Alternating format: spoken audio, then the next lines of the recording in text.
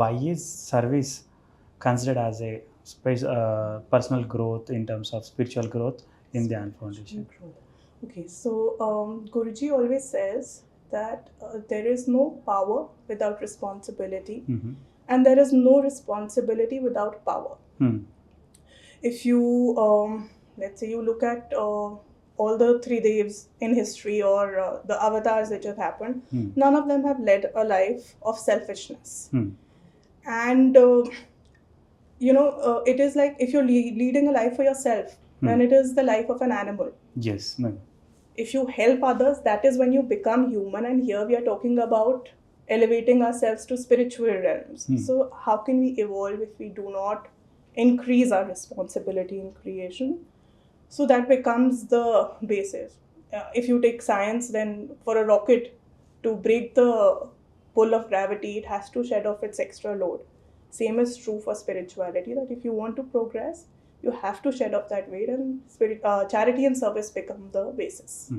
Yes, ma'am. And also in the previous conversation that you have said that BFSF has also given some letters regarding this animal risking and all these things.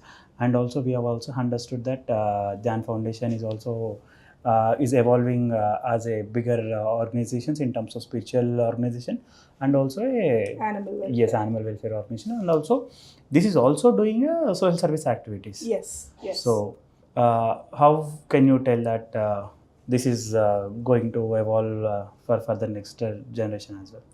So I can tell you that today we have 80,000 animals. Yes, ma'am. Strays, injured, orphaned, sick, abandoned. Cows, dogs, monkeys, camels, horses, donkeys, cows I've already said. Yes. Rabbits.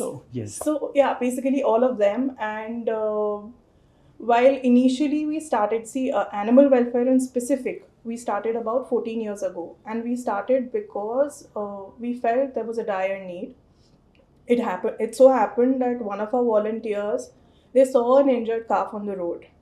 And they tried to seek help from passers-by. Nobody stopped. Then they looked up numbers of animal welfare organizations, of hospitals, and but nobody accepted the calf. So we were left with no choice. They brought it to the ashram. That calf died, but the cause was born. And today we have 45 shelters all across. And while these are shelters for rescued and forever homes, but then they have become epicenters for tribal rural development. The village economy has grown. We are distributing free gobar to the local farmers, because of which their dependence on fertilizers and the resultant loans has reduced.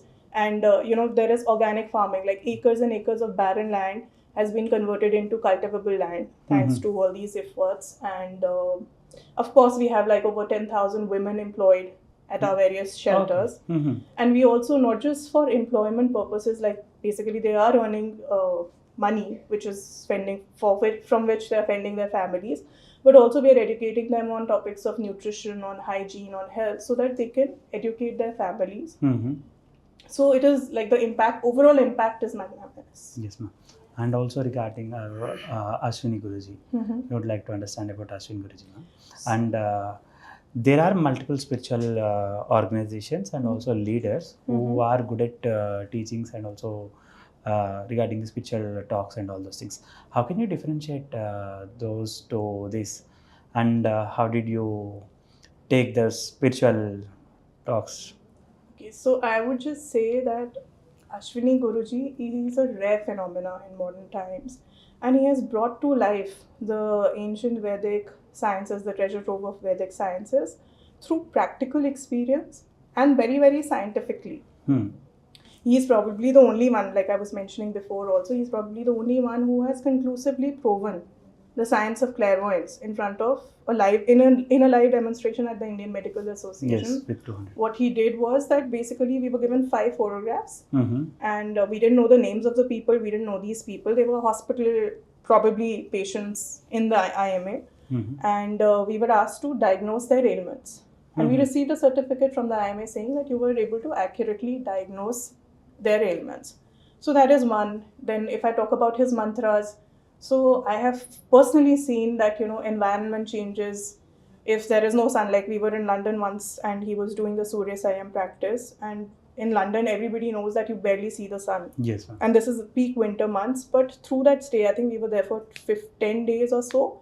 Every day we were able to, at the time of the practice, sun would appear. Yes. And I've seen like people have reported that, you know, there's certain ailments have gone just by hearing his chants.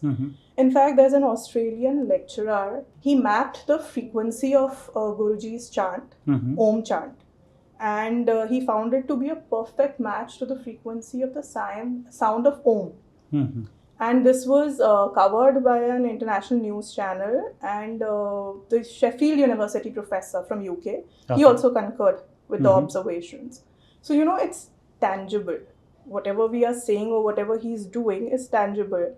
And of course, like the most inspiring thing about him that I would say, that in a world where, you know, you've seen so-called yoga gurus drape themselves in saris and run away to save their lives, he leads from the front line.